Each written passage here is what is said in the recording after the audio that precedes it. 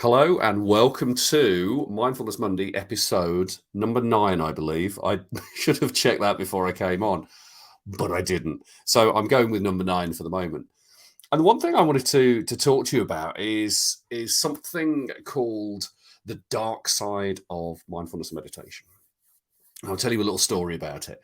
When I found meditation, or when it found me, or when I ended up in that situation of starting to use meditation to help with, I suppose, my anxiety and my growth and my development, and being more kind of comfortable with who I am and who I was, and listening to me more.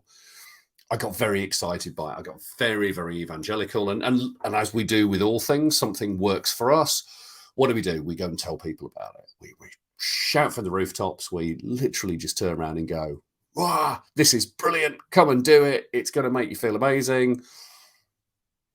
Do it. Simple as that. And we do this with all kinds of things. You know, we find something online which fits our biases. We find something online which seems to make logical sense, and which our friends are doing, and we go with it anyway, and it fits and suits our biases. And I'm absolutely certain that at the time, meditation and mindfulness met my bias because I was looking for something. And I talked about it quite a lot on my personal wall about the benefits of mindfulness and meditation, and certainly the benefits for me. And I'm realizing now, as I do the master's degree, there's more and more benefits to it which are there, and the research backs it up. But my friend Steve, who's a mind fixer, Steve is great. He actually commented on my post and said, "What do you think about this?" And he posted a couple of articles to do with this dark side of mindfulness. And I'll be honest, at that point, I was like, now I'll listen, because I respect Steve hugely. He's an amazing guy. But at the same time, I was like, I'm not ready for this. You know, I'm not, I will go and check it out, but I'm not ready for this. I'm not ready to think that this thing which has made a big difference to me actually could not do me any favors. And so I looked at the stuff and, respectfully kind of read it, but didn't do anything more on it. And it was only when I started my MSc and we started looking at this just as part of a conversation on the first of the live weekends we had, they started talking about it, and I went, right, I've come across this before. Now I'm ready to look at this, and started to go down the rabbit hole of looking at it. And what I will say is that with any therapy, and mindfulness does have its place in some ways as a therapy, and meditation could be classed as the same. Any therapy has things which don't work as you'd like. Any drugs you take, any medications you take, any processes you go through can often have side effects and symptoms, depending on the drug, depending on the research, depending on who you are. That will change the level of side effects that you have. But mindfulness and meditation are no different.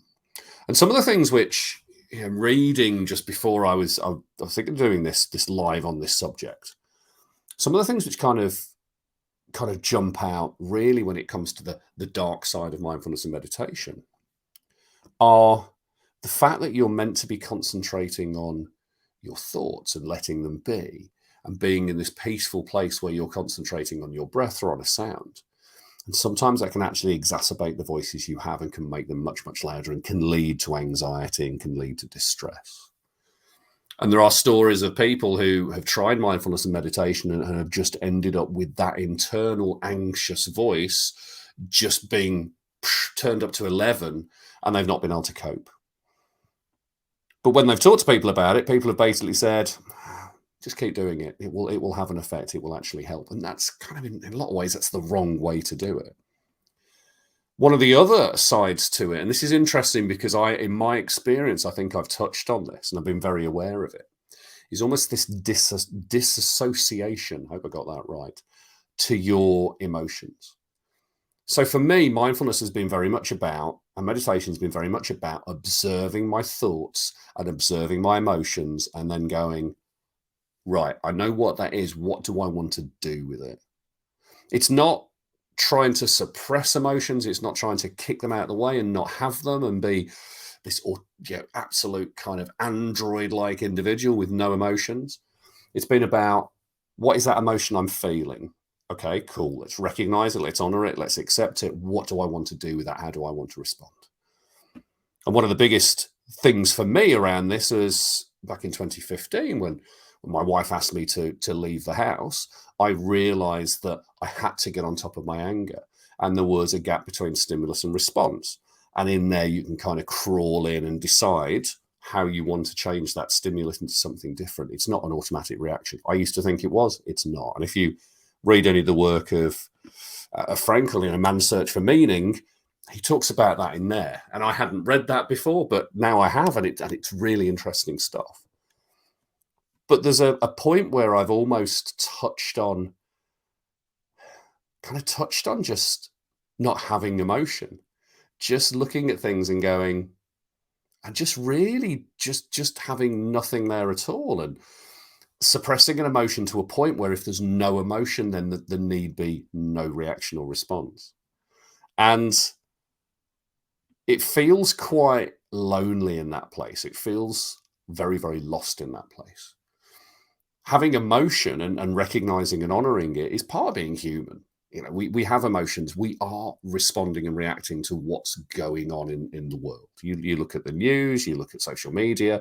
There are things out there which are going to trigger you, and things out there which are going to make you go, happy, sad, whatever emotion it is. It's then what you do with that emotion which counts. It's how you take that emotion and you recognize it, honor it, and do something with it. We can all see something in the world where we respond to it at a deeper level with anger, but it's then how do we display that anger later on? Do we honor it and recognize it, or do we go and break something, as I used to do? But that feeling of being completely disassociated with your emotions, I've touched on that, and it's not, it feels like an amazing place to be, but it's not. It's very empty.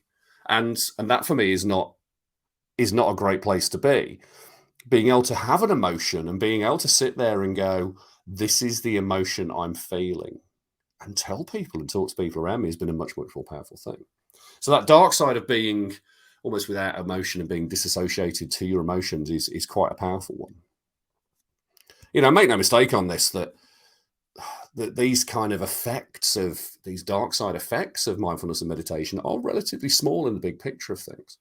But it does bring up a few questions about who should be doing it. And this is the same with any therapy. Any therapy will have some dark side to it. And the key is being able to recognize it and then being able to move forward with it. In a lot of the research around mindfulness and meditation, what they do is they look at the 8-week courses. So the mindfulness-based stress reduction, the mindfulness-based cognitive therapy courses. That's kind of their benchmark. That a lot of the research won't look at research which doesn't use one of those 8-week courses. And the challenge with that is that if you do an 8-week course and it leads you to have some of these dark side effects, then where do you go? You know, if that's the only thing that people are researching and looking at, where do you go? Because those 8-week courses and those 8-week processes are not the only way in which you can practice mindfulness and meditation. One of my old mentors, Chris, one of my old coaches, Chris, he used to say the shortest meditation is a breath. That's a meditation. And there isn't one way to do this. There are many, many ways to do it. And what I would say with any of these things is, if you're considering looking at mindfulness and meditation as a way to help, whether it's anxiety, it's stress, whether it's personal development, whatever it is, don't get caught up in the fact that people will say there's only one way to do things. There's not. There's many, many ways to do it. Do your homework, look at different things, try different things, see what works for you, and see what matches where you are, and also start to be aware of those potential pitfalls. When my friend Steve said to me about the dark side, I wasn't ready to look at that and consider it. He got me thinking about it, but it took me a few months before I could actually go down that rabbit hole and actually look at it. But I'm glad that I have done. I'm glad that I've started to touch on that and I've started to feel what I feel about it, because it gives me a much more rounded perspective of what's going on. And there's a lesson and there's a message in that in itself, is that, you know, sometimes we only see the world through our own biases and our own eyes and our own vision and our own values.